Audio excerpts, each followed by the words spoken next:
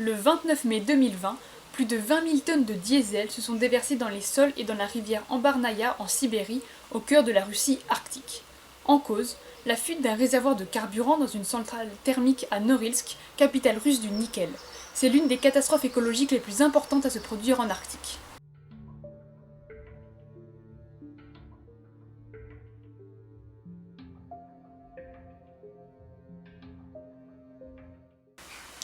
Une semaine après les faits, les hydrocarbures sont toujours visibles dans la rivière Ambarnaya, longue de 60 km, et son affluent Daldikan, et teintent la rivière d'une couleur rouge.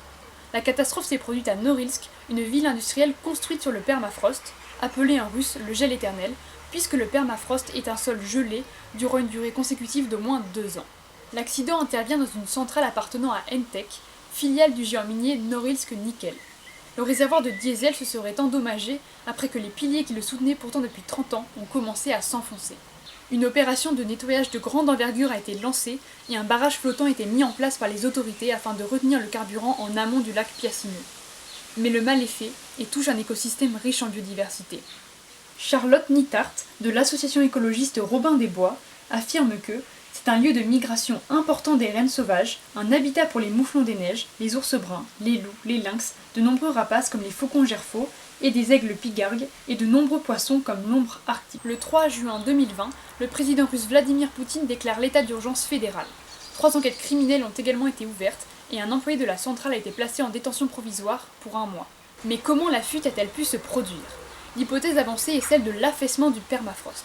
De fait, sous l'effet du changement climatique et de l'augmentation des températures, le permafrost se met à fondre. La Terre, auparavant très dure car gelée, devient alors instable et menace la stabilité des constructions. Comme le rappelle l'organisation Sea Shepherd, le réchauffement de l'Arctique est 2 à 3 fois plus important que la moyenne mondiale et 75% du volume des glaces en mer a disparu depuis la fin des années 1970. En octobre 2019, le vice-ministre pour le développement de l'Arctique et de l'Extrême-Orient estimait que le coût de la fonte des sols pourrait représenter jusqu'à 2 milliards d'euros par an. Il affirme même que le problème est sérieux et l'ampleur des dégâts ne va cesser d'augmenter. Les tuyaux, des gazoducs et oléoducs vont exploser, les piliers s'effondrer. De fait, 15% des sites d'extraction pétrolière et 80% des sites d'extraction gazière sont situés dans des zones de permafrost. Par ailleurs, en Sibérie et dans le Grand Nord, les catastrophes climatiques telles que les inondations et les feux de forêt se multiplient.